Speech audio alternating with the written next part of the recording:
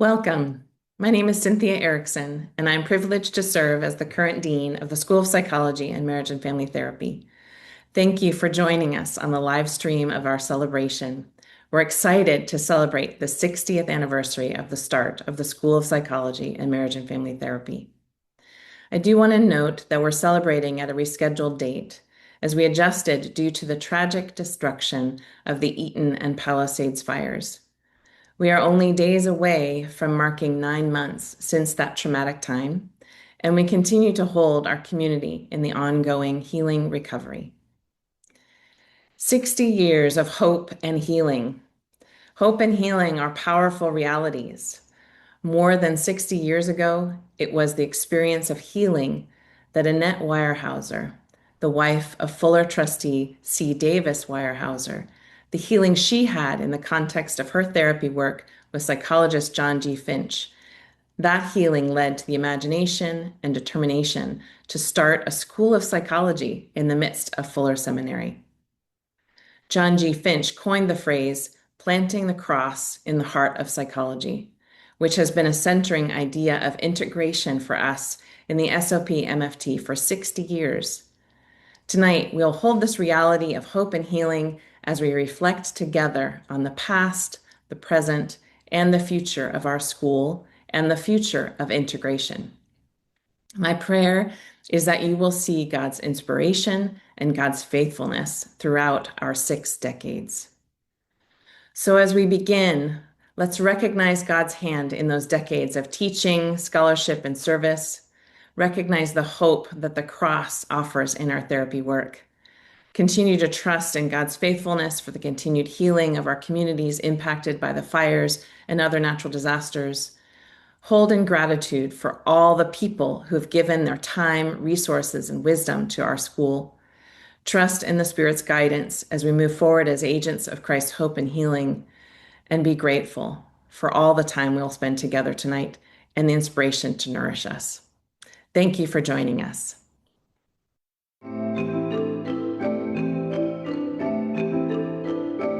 One of the challenges that our students face is trying to figure out how to do more than tolerate the differences. That's a great way to put it. Yes. I think that's a challenge in our nation right now. It's a challenge in our Yes. world right now. How do we not just tolerate the differences between people? I think as people of faith, I was reflecting on, I think it's 1 Corinthians 12 that talks about we are one body. We are one body, but intentionally with many parts. Many parts. And Scripture is really clear that these parts don't have the same function or role, but their value is deep and rich. I think about the part of the passage that says one part cannot say to the other, I don't need you. The hand cannot say to the foot, I don't need you. But functionally, we often do, I don't really need a foot. I'm cool, and that happens in our cohort experiences. Yes. We're like, I'd rather just not talk to that person. I just won't study with them. But the cohort experience, I think, in part, in our program in general, invites us to sit with, not as a professional to a client, but peer to peer, in class for 2, 3, 4, 5, 6, 7 years. That's a long time. And it does invite us to do something very difficult. One of the things I find with the MFT program being so focused on becoming a clinician, it's so accelerated with how do you sit with people, how do you get to theoretically understand and organize what it looks like to actually help people take steps to growth or change or repair. And one of the things I find with things like AI, Chat, GPT, students can get the knowledge. They could just put in, give me a CBT treatment plan for a 12-year-old boy with this features for this long, and they could get it. But what I think we offer and what I find my students are so hungry for is, can you teach us how to be in relationship? Because it's a recipe, but unless you know how to cook, unless you know, unless you know how to actually sense it, feel it, unless you know what it tastes like, then you're going to miss it. That's profound. With that, with what both of you are saying, that students are very concerned with what is going on outside of Fuller, right? right. And they are here partly because they want to help solve some of those issues. Not just the educational content, but the practice and the practical application of it. Yeah. or the context in which, Yes. like the Yeah. cultural, political, social context in which we're happening. And relatedly, even though we have such program distinctives, I think what we all share is students come because they value the formation of who they are. Yeah. Like, who am I? Who am I becoming for the world that is changing? Yes. Keeping it a psychologically safe place Yeah. where that discourse can happen. And even for a therapist who's been licensed for a long time, can come back to school and say, this is something I didn't know I was missing, Right. and it's something I can take back to the body of Christ That's and right. serve it. Yeah. That's right. And there's a lot of people that feel lost because they can feel how disconnected that we are. And so there's longings for relationship, but not knowing how. And so I think as I hear statistics about rising anxiety, especially among youth, rising suicide rates and suicide attempts among youth, and the role of even how technology and chat GPT and AI is changing brains, there is a longing and a desire to go back to the foundations of what does it mean to connect in a really meaningful, healing way. And I just think that Fuller is uniquely equipped to not only continue to model that, but to help to train and guide and journey with others that there is hope. I think sometimes it's easy when you see the news and when you see the climate to feel despair, Yeah. to feel a sense of so much pain and suffering that it can feel paralysis. So I do research in mindfulness, and I feel like there's also a practice where I'm trying to be more mindful and learn to hold in a way that allows me to discern where to be faithful. Like, where is God calling me in this season? In what way can I do? I can't solve everything, and I'm not called to solve Yeah, everything. And so I think in this hope and healing is also helping students discern. Yeah. I feel like I just also want to add that, that life includes suffering. That's right. And Yeah. so what we're helping our clients or our students or ourselves learn is, what does it mean to walk in that suffering with integrity, with insight, and being openness to growth, and the ways that hope connects to that, and that the healing might look really differently. May not be that the suffering ends. Right. There's not a promise that we won't have suffering, but there is the promise that God is with us. And I think that's unique. I mean, I think there's so much polarization. That's another polarization, right? And I hear a lot of young people who just fall into complete despair or nihilism, and it's like, rather than either or, can it be both end? Can we find a faithful, biblical, theological, psychologically healthy way to say there is suffering and it's deep and we have to enter it, and there's also hope. That's right. Yeah. That's a unique gift, I think.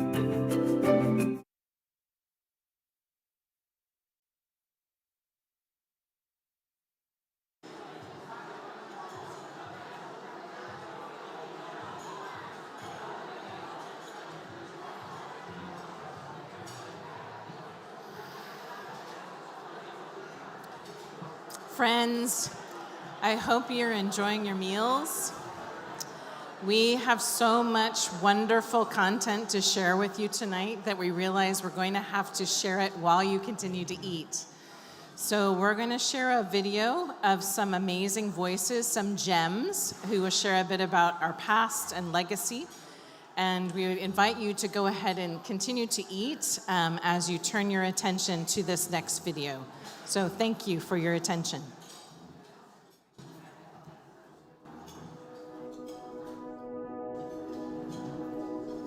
We've got a lot of questions that have been given to us. They're going to explore a number of different areas. What brought us here?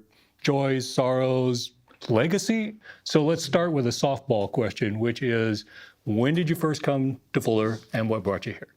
I think we came in 1981. I'm the only sociologist in the School of Psychology, and I wanted to integrate sociological knowledge with theological knowledge. I would be amiss not to talk about Dennis Guernsey as an important reason why we came here. Dennis just loved family ministry and wanted Jack because of the PhD program that they wanted to start.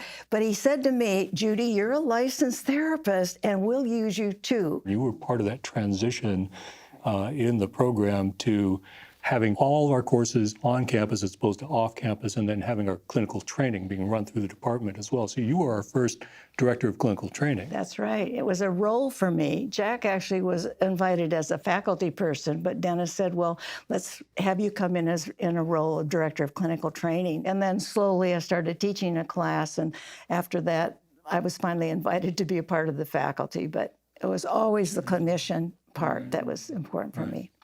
I came in the fall of 1998, and I wanted to come to a place where I could unapologetically focus on spirituality. What happened is I was part of Brim Center, and as a psychologist, I'm sitting around the table, and I kept on saying, so I wonder what a psychologist is doing around this table. And as time unfolded, I realized I should study worship. So I had faculty members from the 3 schools. We had students from School of Theology and the Marriage and Family Program and Clinical Psych interviewing. The discussions were so enlightening, very rich. And the collaboration. And to me, this ability to dialogue in the midst of these kind of both differences, but sincere commitment, invaluable. You're talking about getting involved in conversations that people weren't having yet. And on the one hand, there have been not that many places to have those conversations. Things have changed over the decades. One of the ways that I measured that, it used to be when I would get a new crop of students in the fall, one of the first questions I would ask them is, so how many of you, when you told your parents or your church that you were going to study to be a therapist, how many of you got pushback? And it used to be at least half of the students would raise their hands. Now it's very few, right? And what I'm wondering, how much has Fuller been a part of that change? Do you think we've been part of that change? Very much so. Very much so. What do you hope the legacy of Fuller, and particularly of SOPMFT, would be? But then what would you envision or hope that your legacy would be, given what you've done here? I found out that you can take a research article, put it into a Google Notebook thing, and get out a 5 or 10 minute podcast. Right, right, yeah. Yeah, and they are really interesting. There's a man and a woman, and they're talking. So I realized that 30 years of research on agenesis of the corpus callosum is buried in the research literature. Yeah. So Elijah and I have developed over the last few months a web page that has all of the articles that my students and I have done on agenesis of the corpus callosum.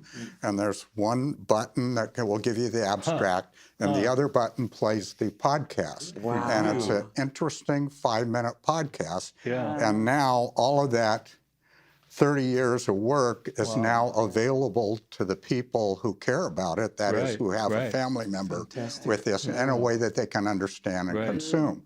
So I'm sitting there thinking, this is a legacy. Absolutely it is. Yeah. I'm thankful Fuller gave me the opportunity and the focus and the emphasis to write. I've taken my writing very seriously. And I'm glad that there are 3 major textbooks that I'm leaving behind. You write and you let it be, right? And God blesses it, whatever. You don't think about it too much. And then you come across people say, hey, we're using your textbook. Oh, thank you, So it really warms your heart. I mean, it really touches them and changes how they think and how they practice, So I'm very thankful for that. A legacy moment for me was 7 doctoral Black women students graduated a few years ago. There was a picture taken of them, 7 Black women in clinical psychology. That's not even happening at Howard. To see that and their appreciation, that was an important moment. So I have had an agenda, if you will, to increase those people that not only have their doctorates, but enjoy research and consider pursuing it. That has really mattered. And then what has been the most exciting is to hear now my students training others and having that kind of sensitivity Right. and caring more holistic care Right. of those that they are working with and mentoring. Got a number of my students now as my colleagues. Yeah. We got about 90 or 100 Fuller alum neuropsychologists out in the field. Yeah, that's Wow, amazing. that many, okay. Most of whom went through my lab, but not all. Judy and I were commenting, here's our students we first had. They're starting to retire. and we thought, like, what does that make us? But they're out there as leaders in all these ways. Yeah. But I mean, that's the legacy. What is happening to the students?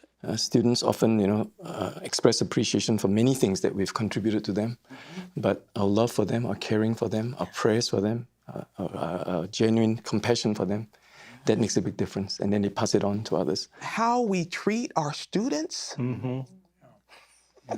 it's not just what they learn. Right. It's how we care for them. Right. Makes all the difference in the world. Right. It always feels like a privilege to me to know that all of us have had a hand in being able to shape people's lives in a way that they're going to go out and shape other people's lives, and to have had a hand in being able to influence pastors and how they think and how they're going to influence the church and so forth. So I would hope that that's something that we are able to continue to do. It's been such a rich time for Jack and I in our life to be a part of Fuller and to be a part of this particular faculty. And to be thankful, for all the years. Yeah. We'll have the conversation again in the retirement home. What did you say? What? Turn off your hearing aids, man. Come on. I do have a hearing aid.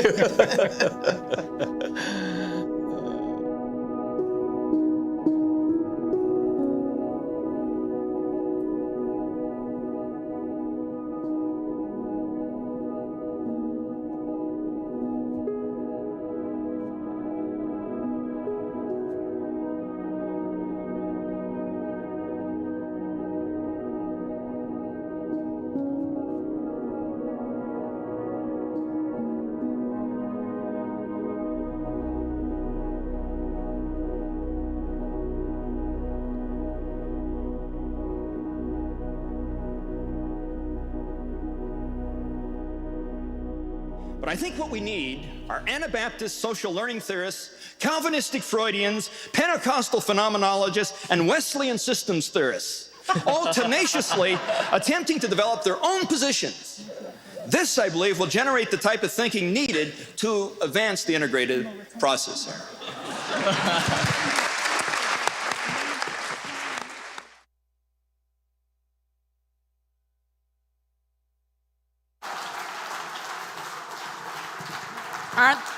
Aren't those gems? Those are gems. Oh my gosh. Well, another gem that I'm really privileged to introduce is our dean from, I believe, 2000 to 2014, our dean, Dr. Winston Gooden.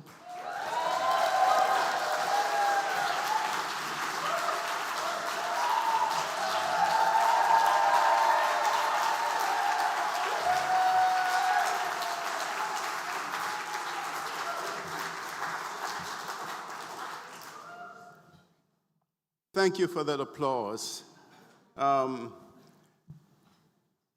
think I got this job to talk about a little bit about the history because I'm the oldest living dean in the house. Is that right?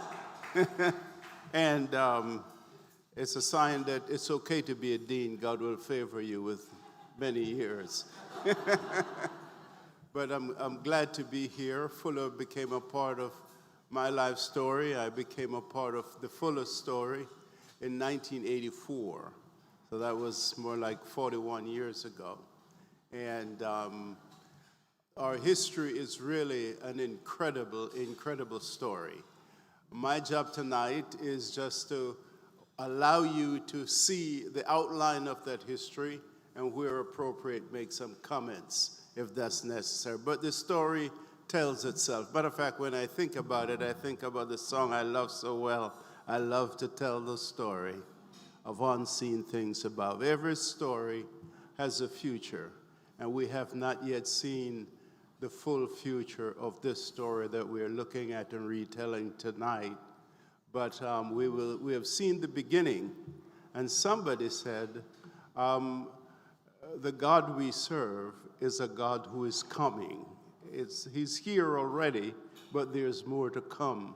And we know God through what God has done and through what God will do. It's a marvelous thing to have a school where there are folk who are waiting for relief from their pain and suffering and wondering who will go for us, who will God send. And this school was created to answer some of those questions for those who are waiting for relief from their pain and are looking to change their stories and to change the future and to have hope. So we'll go with the slides. 1965 is the beginning, the founding of the school, the beginning of the story. And it's going to tell itself, and I'm not going to pretend that I'm going to give you a speech or a sermon tonight. I just have to comment on the importance of it. One of the importance I see in the founding of the story is the place of suffering in all of our lives and in God's creative work with each of us. I can't tell you how many times in my own story I have focused on where the pain was, only to discover that that source of that pain was also connected to a source of relief, and that pain and that relief were working together. Also discovered that a lot of times as we bring healing, healing is related in very, very powerful ways to how we can change the past and get forgiveness for what has gone on in our lives. So healing and forgiveness being so related to me points to integration. And it is wonderful that the very foundation of the school is built on both the search for healing and the experience of healing and the call to build a school that would prepare people who could do that kind of work. That is what the school is about, and we're glad to celebrate the Warehouses and to think of the work that John Finch did and the place of Annette in the life and the beginning of this school. And there's so many, many others. So our founding, the ability to relieve suffering, the leadership, the gifts, and the birth of a vision that would bless the world is the essential story of our beginning. As you see the quotes, you're getting a glimpse of the major players in this story and the major places where changes were happening. So take in the quote as we move along with the story. I was particularly impressed that Fuller's School of Psychology, a year before it began, sought to open a clinic that would not only prepare the process for the school, but also relate to its community for healing and for hope. And Neil Warren, as the second dean of the school, following Lee Edward Travis, shares that, and you'll see one of his quotes later as he talks about that particular point. So opening the counseling center gave the school the ability to supervise from a theological and clinical point of view in its own context, as well as to build a process for training that would help along all of the major parts of one's life journey, from circad and kids all the way to CFAR and people who were further along in their years. As we move along, we're looking now at expansion and new programs. Is that where we are? And here is one of our predecessors, Arch Hart, Many of you know him.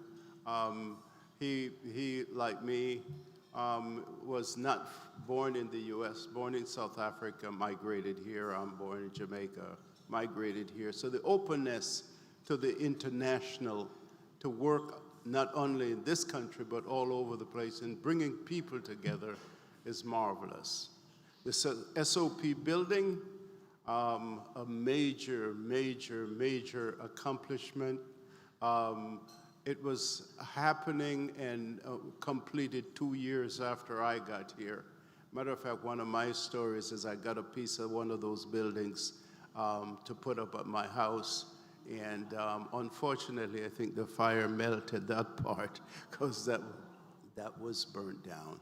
But you can see hand in hand with finding the best people to be teachers, finding the best potential people to be therapists, is finding the resources to construct a place in which all of this work will happen. And we owe a great debt to those who caught the vision, heard the sound, responded to God's call, and poured their resources into this new project, which at its beginning had no precedent. It was a fresh start, a new creation, part of God's plan and will. As we move along, we see the development and the building, bringing in of new faculty. Where are we? So let's move on. You've seen some of this. Let us hear from Arch Hart and his view of integration.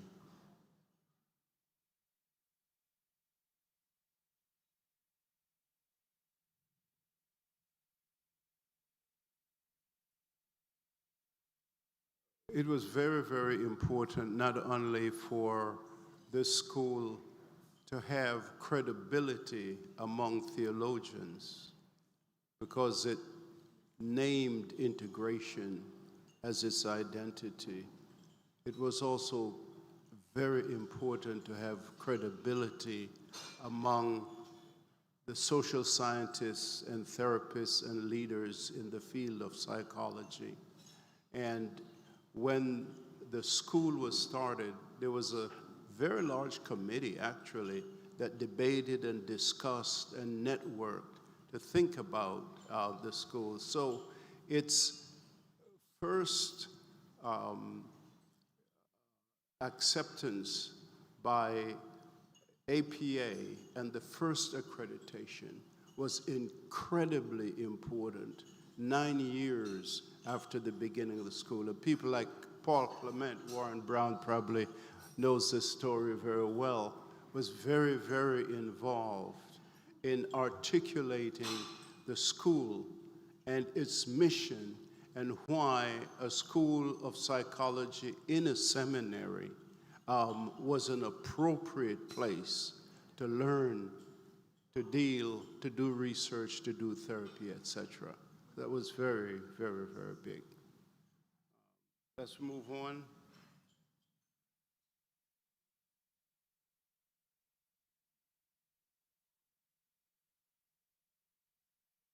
Every dean dreams about what else, what's next, what should be new.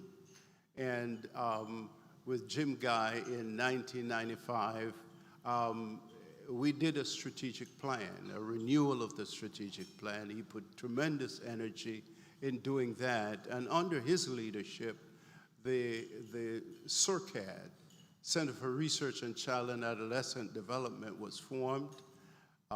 Much of the resource for that came from Bob and Dottie King and others as well.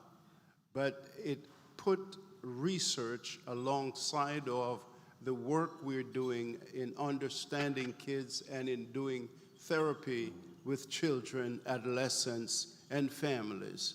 So this was a very, very important development for the school.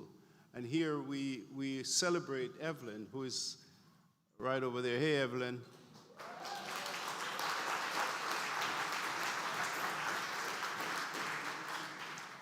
the first chair of integration, and the chair of integration was endowed by Evelyn Freed. And as those of us who know her knows that she loves Fuller because Fuller loves her. And Frank Freed, one of the first graduates of the School of Psychology, was Evelyn's partner for very many, many years, her husband. And they together are tremendous supporters of the school. And Al Duick was the first person.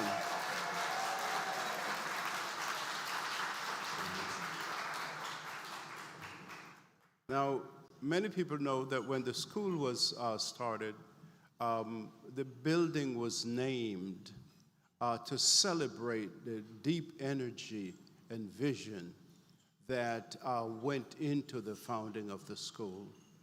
And it's not time to tell all of that story, but it was the kindness and the gratitude of the family of the Warehousers, whose vision partly it was to build a place both in terms of a school and a building to house the school, that recommended how we should understand its name in the first instance. And later on, while I was dean, by that time the name had been changed for reasons we won't discuss tonight. But it's very important to understand that when we are going to be healers, we have to mend the broken places. And we have to recognize the broken places in our own lives. And that's one of the reasons why it's so terribly important to provide support for students for their own work, but also as a school to represent the transcendence that takes us beyond places of brokenness into new places of hope.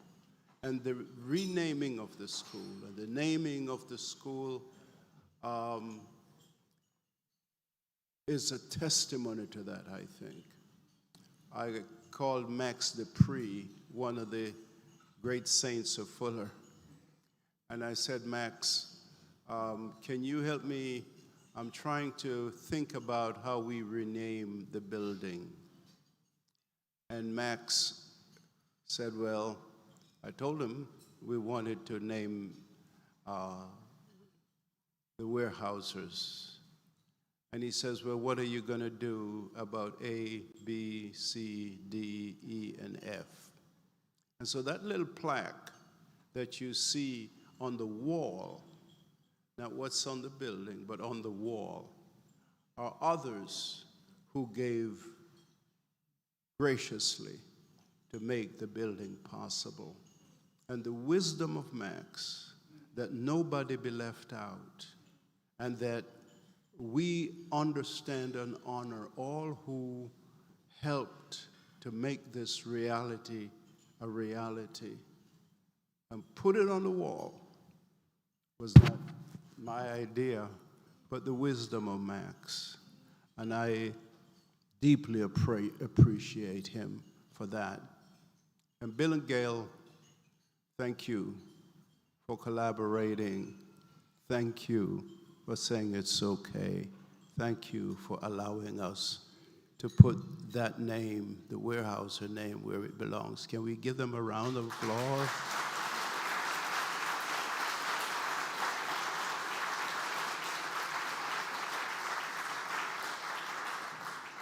And we're going to end in a minute, but let me tell you another story about Bill.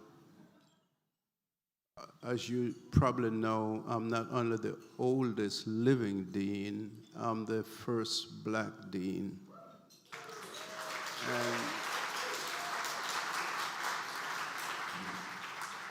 And I was very nervous because I know one of the work of deans is to work to find resources for the school. We have to work closely with our faculty, too, to make sure we're a real team. Right, faculty? But my first trip to Tacoma, I was very, very, very nervous. I didn't didn't know how it would go because I'd never done it before. Right, Carl? Yeah, I mean, you understand. And I walked into the 13th floor, Bill. Is that the floor? The 15th floor. See, oldest dean, I forget things. And I walked in, and Bill came out. And I was trying to figure out, what am I going to say? What am I going to do? I'm getting my hands ready to shake his hands. And that man, tall as he is, he did this. And he enfolded me with a hug. And then the weight fell off of me. And I thought, if he would receive me in this way, this is a place for me to work. And Bill, I thank you. I never forget how you made it easier for me to ask folk to support this project at Fuller. And I thank you and Gail and all the folk, Evelyn, who did your best to make the school flourish while my fragile hands held this place. I thank you for that.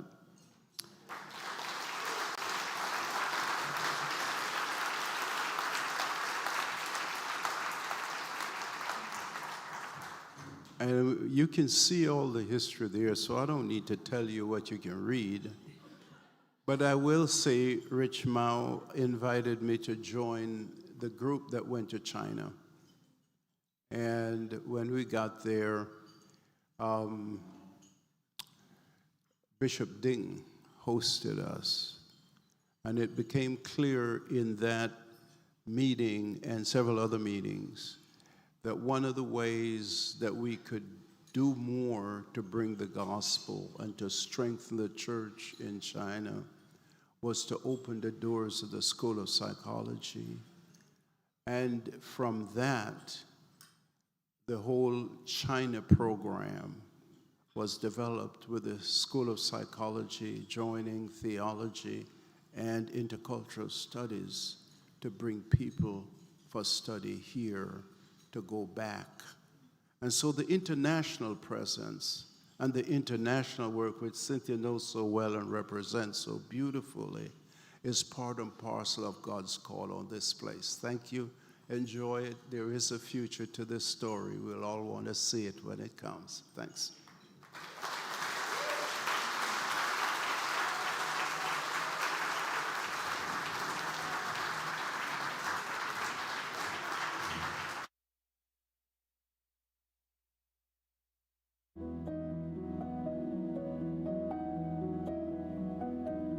I was thinking about Fuller's mission to be missional. That's happening even as we're talking to different professions and different roles. But I almost feel like taking a gospel-centered theology and taking that into whatever profession you're in. And for us in SOPMFT, it's taking that gospel-centered theology and introducing that new conversation into the world of psychology. But I also think that it's a God-centered, God-defined wellness and thriving that we take into the world of theology. A lot of our colleagues talk about participating in a healing profession. Mm-hmm. In our practice, we say that we're participating in a healing calling. Mm-hmm. And there's so many folks, as you all experience, that are in the midst of unbelievable crises. And there's a certain distance that we can bring them as psychologists, helping them through that process of healing. But then there's that other level of, why? Why is this happening to me?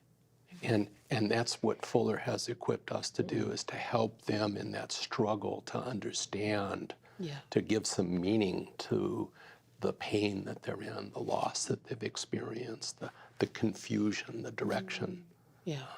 That I know that we would not have been equipped to do if we hadn't had the theology training as well and the integration. And the impact that Fuller now has through the clinic. 18,000 sessions back in 2019. In 1 year, we did 18,000 sessions. We had 50 students in the clinic this year that are being trained. So it's highly missional.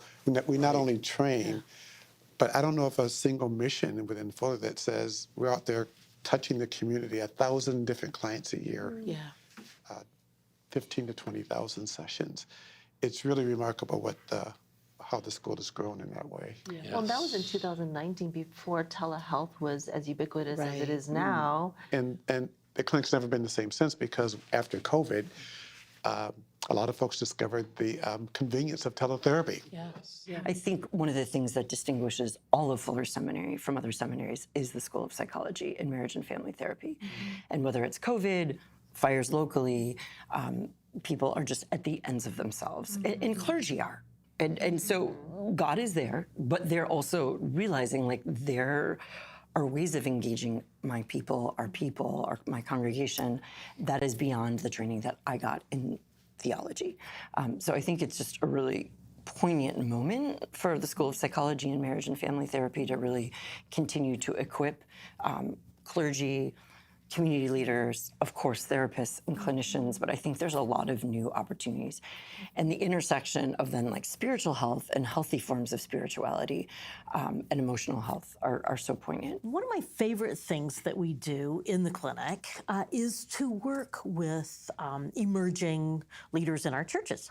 So we do ordination evaluations. It gives us an opportunity to really dig in there and find out what are their areas of strength and what are areas for growth. It really speaks to helping have stronger leaders in our churches down the road. I love in our advanced assessment class, to just train our students to do personality assessment evaluations. We take volunteers from the School of Theology. And those are brave students. I promise you, yes. It's all confidential. But again, just really helping people dig into who they are. That's amazing. I think helps us have stronger leaders in our community. I think we can always be more curious about not only one another, but ourselves. Like what is my own story as an immigrant, growing up in an immigrant home, and the stories of my parents before they even immigrated to North America. That informs how I think about and remain curious, not just about my own story, but your story and yours. So I do think that is what we are equipping our students to do, is to this therapist work, which is to know your own narrative, know your own story. That will strengthen your ability to remain curious when you're in a clinical setting, in your communities, in your families, to be curious about other people's stories and to invite more storytelling and narrative. There's such a developmental picture when you talk about a story, because it doesn't end. It continues to develop. An evolving story. Yeah, it's constantly evolving. Yeah, and I see that in not only the work that we do and the permission that we give to our clients, but even in our department. Like our story is still developing. Fuller's story. Yes. Still developing. Yeah.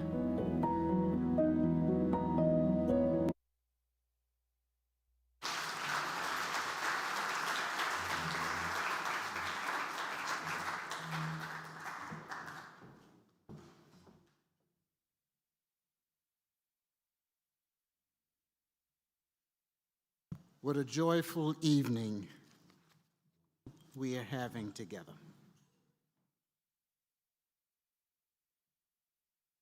We're at a time in our sharing and celebrating where we have the opportunity to present our guests of honor. Dr. Clifford and Joyce Penner are not just our honored guests tonight. They are living pillars of the Fuller story. Their partnership with this institution spans 6 decades, a journey that began when Cliff was himself a Fuller student of the founding class of the School of Psychology.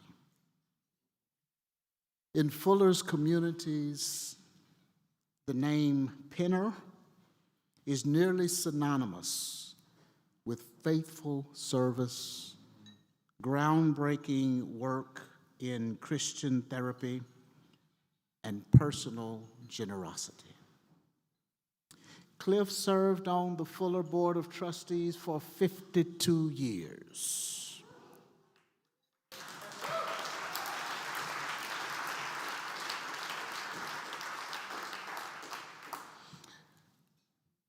And he deserves much more than applause for that.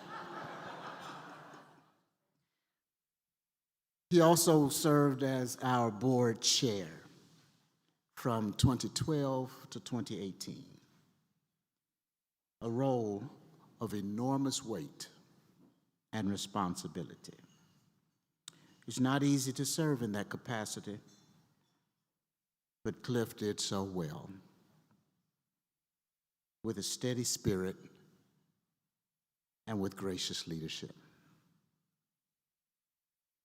Joyce has been his companion on this sacred journey every step of the way. She is a committed partner and brings her own gifts of care, wisdom, and presence to all of Fuller's life and ministries. Through their ministry partnership, they have shared the science of healthy sexual relationships and faithful marriages to countless Christian communities, bringing integrative mental health into the church and into the world.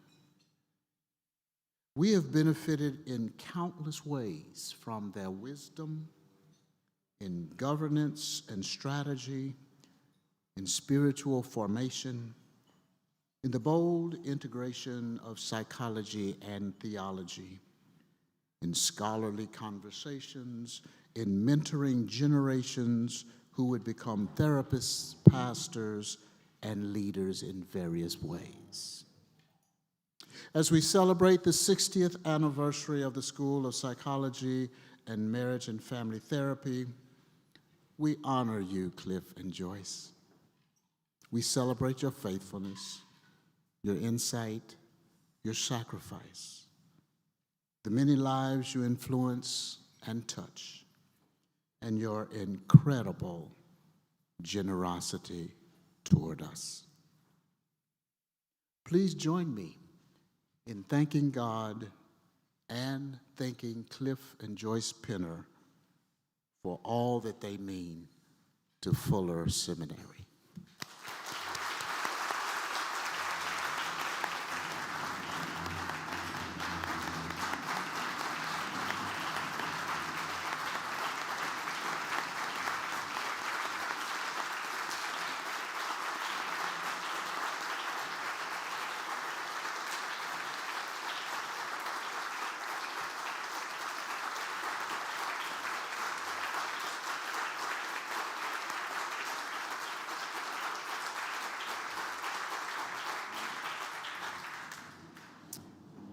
You have a house full of friends tonight.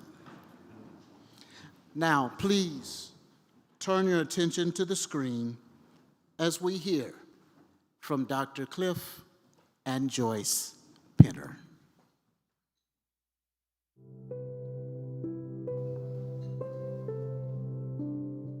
It's been a journey as a couple. It's always been Cliff and Joyce. Mm-hmm. Even at Fuller, when he was a student, it was us, yeah. From coming here in 1965, I was officially connected with Fuller until 2 years ago. No, just 6 months ago. 6 months, that's true. When I went off the board after 52 years. It's really been the primary focus of my life, apart from our family and work. But it's been just a delightful experience to be a part and see how the seminary grew over those years and changed and has to keep changing to adapt. Yes. And now we're doing that again in this era right now with all the change. So I mean, it's been massively fulfilling for me.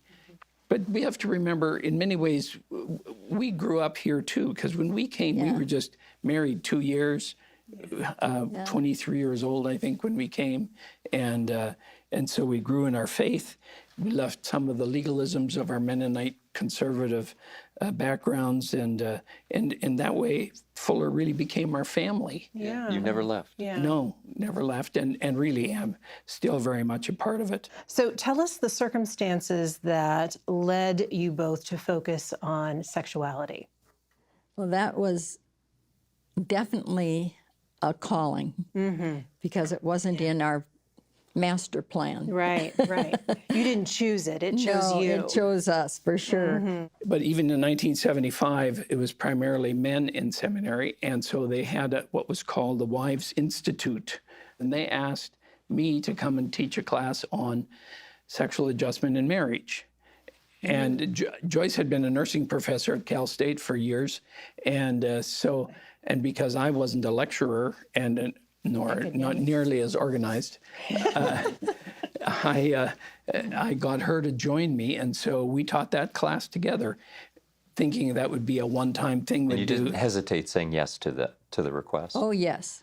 Quite Okay, yes. there was a hesitation. Oh, yeah, I fought pretty hard. Okay. But I didn't hesitate. No, see, I know. That's the difference. Yeah. And it's wonderful.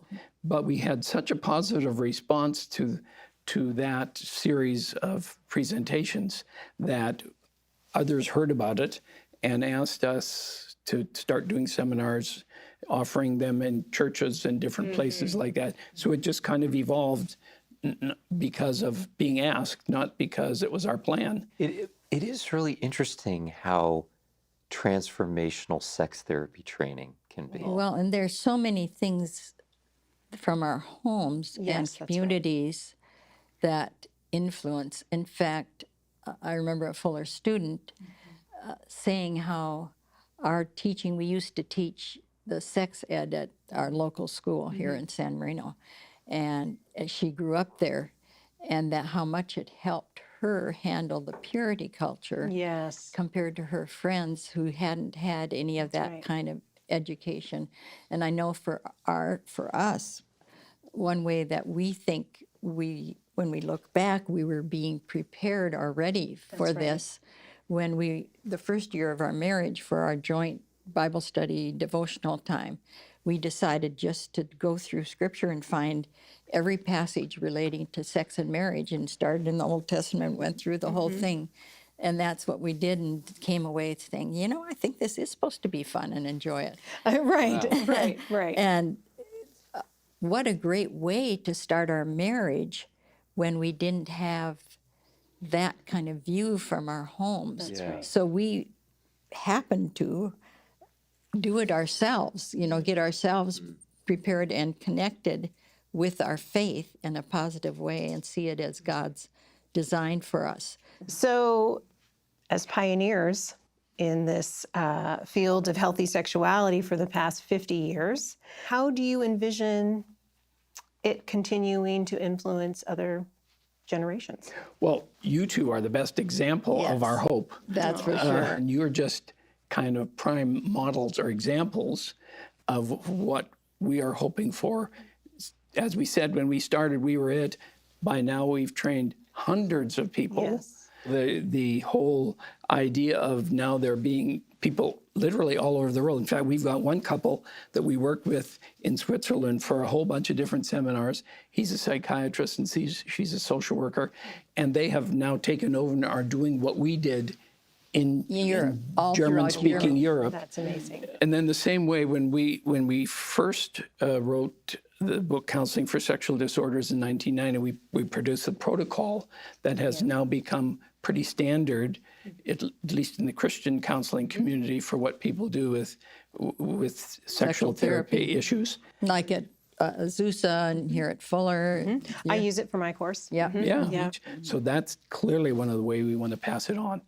What prompted the two of you to launch and fund the endowment and chair for emotionally healthy leaders?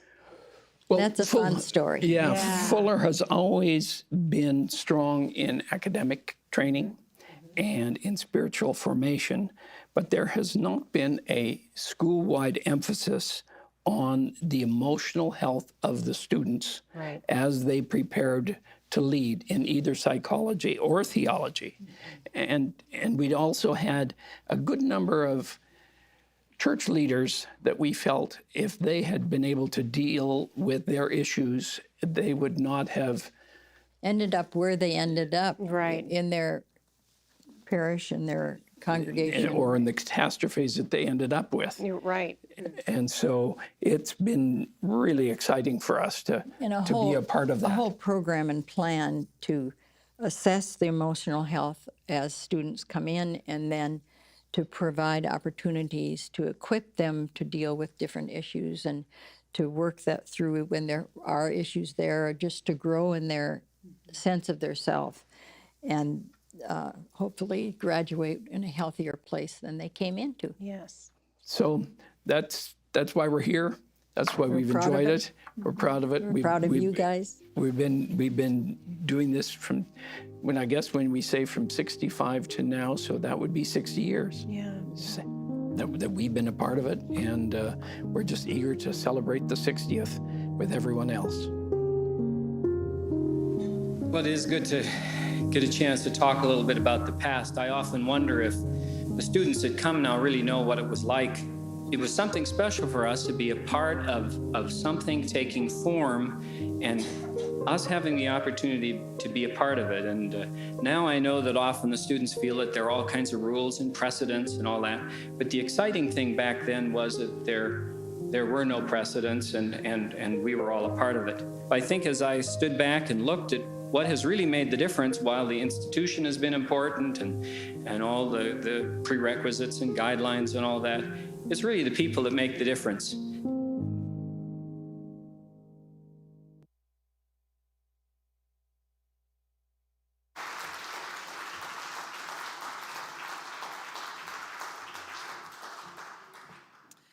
At this time, I'd like to invite Cliff and Joyce and Scott and Melissa Symington and David Wang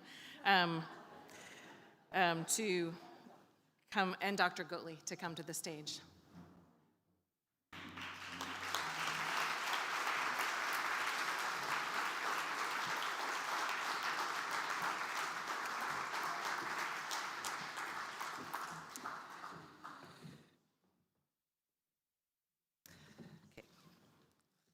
I'm going to try to multitask here.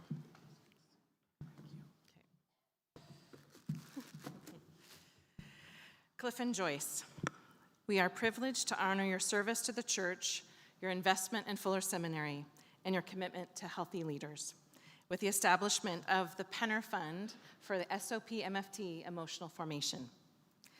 The proceeds of this celebration event will be used to seed this fund, which will provide financial support for assessments, formational groups, intensive therapy experiences, and long-term therapy for students in our MFT and psychology programs.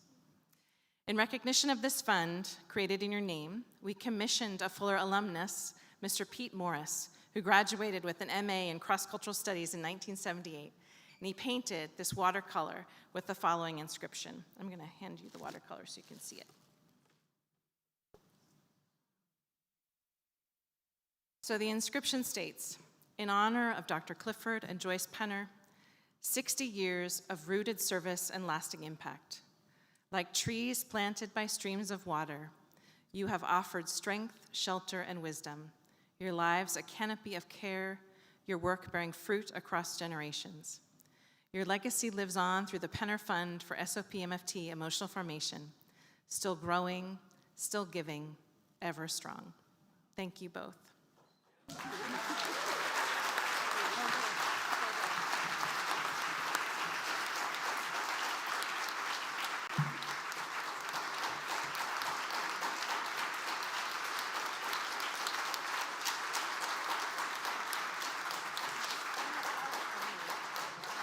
going to grab some flowers.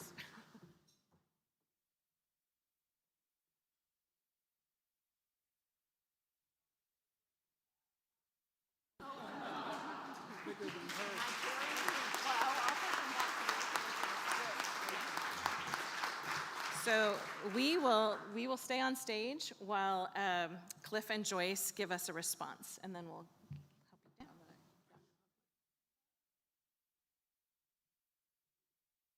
Well, as you've already caught it, the experience here at Fuller has been an incredible one for us. It's a great joy. We love Fuller, and we did grow up here. We met each other when I was 17, and Cliff had just turned 18, and we dated for 4 years and then got married in 1963, and he came here in 1965, and now you've heard the whole story. And it really did feel like we went to Fuller, even though I went to UCLA. I just drove to UCLA and took classes there, but our life was here at Fuller. And we grew up here. We really Now, did. I do want to say we really experience your appreciation of us. And that wasn't always as easy for my mother. Or our families. Because, well, a couple years before she died, I was talking to her and she said, what do you do? What are you up to these days? I said, we're writing another book. And she said, oh, what's this one about? And I said, oh, the same old stuff, Mom. And she said, don't you know anything else? And she would have been one who would have loved to display her son's books. However, her son's books never got cracked open. We found them under her bed in a box when she died. But about one other story about my mom, and then we can stop. She was the most expressive of our four parents. Yes. When she called about a year before she died to apologize that she had failed as a mother. And I tried to understand what this was about. And what she said was that if she had been a good mother, I would have ended up either being a pastor, a missionary, or a musician, and not doing what you do. She couldn't say what we did, but she never came to peace with it. But she loved us anyway, and we just want to tell you how much we appreciate your appreciation of us and honoring us in this way. It's very special to us. Thank you.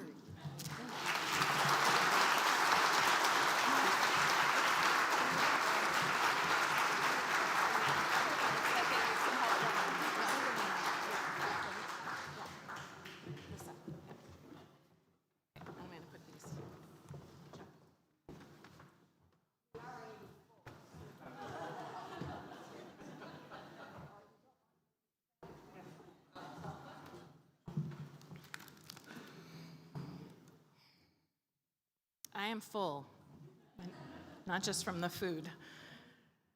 What a joy to reflect on the impact and ministry that Cliff and Joyce have had in their life and the ways they've given of that to Fuller and to the School of Psychology and Marriage and Family Therapy. There are so many more alumni who have brought their integrative work into the world, and I would love if we would just take a moment and have all alumni stand.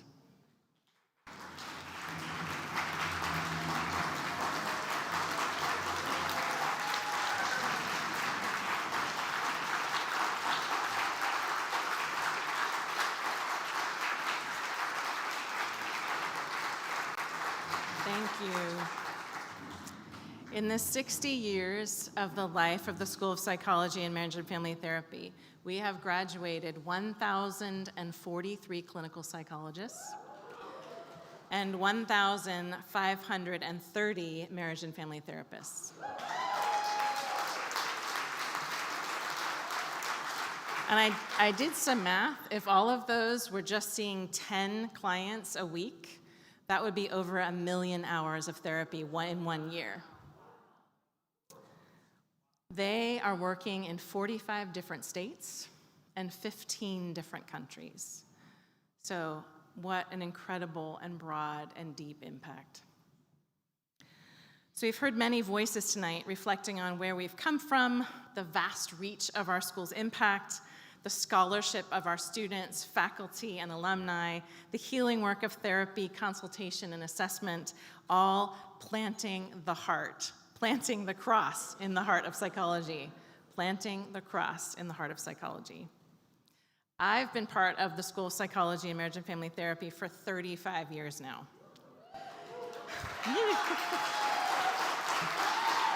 How can that be when I'm only 40, right?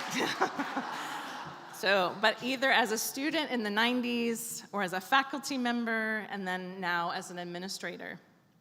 Much of this history that we've heard tonight isn't new to me, and I can talk about integration all day, maybe not as long as Brad or Al, but for a long time. Yet I think that there are times, with all the time I've spent at Fuller, that I can become complacent about what integration really means. About 3 weeks ago, I had a conversation with one of my PsyD students. She is on her internship. She's working as a full-time intern at the Department of Prisons and a placement in the Pacific Northwest. So we had a Zoom call to talk about her dissertation, because those things need to get done too. And we had the call after she had finished a day of her work. It was the first time we were able to connect, and she shared about what it was like to do this psychology work, this psychologist experience in a Department of Prisons. First, she has to wear a stab-proof vest to do her work. Second, she has to carry handcuffs. Third, she has a walkie-talkie to let her know if there are emergencies. That if there are emergencies from her psychology team, she needs to sprint across the campus to join her colleagues in being able to respond to the crises. And that had happened that afternoon, where one of the men that were part of that facility had jumped off of a balcony with a sheet tied around his neck, trying to commit suicide. Sitting in my office, thinking about the work I do, I was really struck by what it meant for her to do integrative work. She talked about what it felt like to do work with men and women that she knew were there because they had committed murder. She said that while she was nervous, she knew each person that she met was created in the image of God. And then she explained how important spirituality was to the men and women that were in this facility. And she looked up and she smiled and said, God is really alive here, and so is evil. And I just thought, oh my gosh, the intensity of that work, but in the midst of that, she described it how grateful she was for her training at Fuller. How grounded she felt because of her experience of spiritual formation and the disciplines that she had in her life.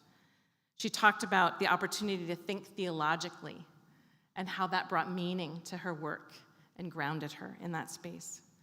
I was so deeply moved by Brenna's description of her work. And Brenna is a surfer from Orange County. But as I thought about what she was doing, I didn't realize she was embodying some of those things that I can become complacent about. That experience of thinking theologically, of really digging into what it means to be human, of being present with those that are in deep suffering, of seeing the hope and the possibility and the reality of healing for everyone. I also was grateful for her training at Fuller, that her capacity to be in a broken system like our prison system in the US, that was informed by her understanding of her own racial identity as a white person and the particular impact and oppression for those that are Black and brown. She carried that with her in her work. We will keep training clinicians like all of the clinicians you saw tonight, all of those alumni that stood up. We will keep training clinicians like Brenna. She's wearing a stab-proof vest. But many of our clinicians are in other places like schools, like high schools, like elementary schools. They're in VA facilities. They're in hospitals. They're in hospice settings. They're in private practice group therapy settings. They are in community clinics. They are everywhere. and they're in churches too. Our Penner Fund for SOPMFT Emotional Formation will help these students grow in their personal and emotional health as they become healers. But honestly, for our future, we're called to do more. Our current cultural situation, our post-COVID lives are creating an increased need related to mental health. Our context of technology and cultural shifts, we've seen that this is leading to things like social atrophy, the difficulty of being in relationship. People are becoming less engaged, more lonely, and more isolated. There's also a reality of a staggering shift in our world health. Current World Health Organization data shows that cardiovascular disease, particularly ischemic heart disease, is a leading cause of disease burden globally. But it is projected by the World Health Organization that by 2030, depression will be the leading cause of disease burden worldwide. Depression will be causing the most economic and productivity challenge for our world economy, our world lives together. And while depression is the highest burden, anxiety is the most significant increase in impact on health burden since COVID. Mental health and medical health organizations see the need for new models of treatment. We can no longer just do our work in counseling settings. We need to start think about things that are public mental health. We need to think about things that are preventative. We need to think about things that are connected to community systems like churches. We need to get that integrative, creative work out there. And this year, the SOPMFT will launch a new online master's degree in mental health and ministry. This asynchronous online degree will focus on empowering people in ministry or nonprofit roles to do their work informed by the best psychological science and systems insights. This will help churches and ministries and nonprofits to knit mental health resilience practices and community-based support into their work to help address relational and emotional needs at a grassroots level. We can't afford to be complacent about integration. We need to work to plant our integrative mental health into the church and the world. We need to take our theologies of emotion and suffering. We need to take our tools for recovery and resilience. We need to take our understanding of trauma and bring it into the world.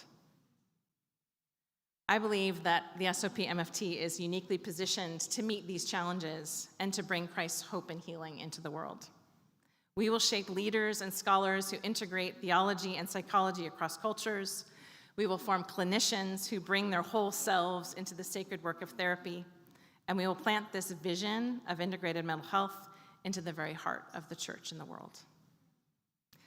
God has shown us such incredible faithfulness in planting our vision, in guiding us forward, in sustaining our engagement in the midst of all of our human successes and our human failures. So I hope that your imagination has been caught by something tonight. It was a celebration, but it was lots of stories, lots of laughter, lots of recognition of all the cool things that have happened. But I'm going to invite you tonight to think about how God might be calling you to partner with us in the decades ahead. With this QR code,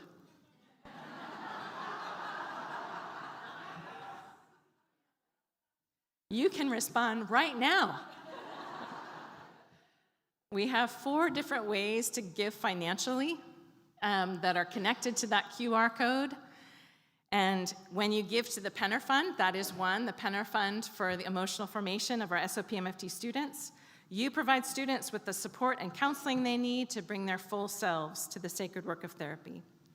Think about this. A monthly gift equal to 1 full fee therapy session can fund a student's counseling journey using our alumni therapist network of providing low-cost therapy through our alums who are committed to that work. 1 monthly, 1 fee gift. You can even join that network of providing care yourself. Your support of our scholarship fund helps to relieve the financial stress that our students face as they navigate difficulties of tuition, changing federal loan requirements, and international visa challenges. This is a time like no other when it comes to the financial stresses of our programs. By giving to the Dean's Discretionary Fund, you empower me to empower our faculty to share Fuller's integrative vision globally, extending our impact far beyond Pasadena as they disseminate their scholarship. And by supporting Fuller Psychological and Family Services, you make free therapy available for families who've been impacted by the LA fires. And your support can go not just into financial resources, but we value our relationships. We would love to have you partner in other ways, in prayer with us as we face this next decade of challenge. As an SOP MFT alumni committee member, meeting regularly, supporting me as dean, supporting our thoughts about being a committee and a community together, or perhaps as an affiliate faculty member or a supervisor for one of our students. You can email us at sopmft@fuller.edu to let us know of ways you'd like to be along. So, I hope you feel full. God has worked through so many people to allow the SOP MFT to grow and adapt over the years. May we all be faithful to the particular calling that God has given to us. Amen to that.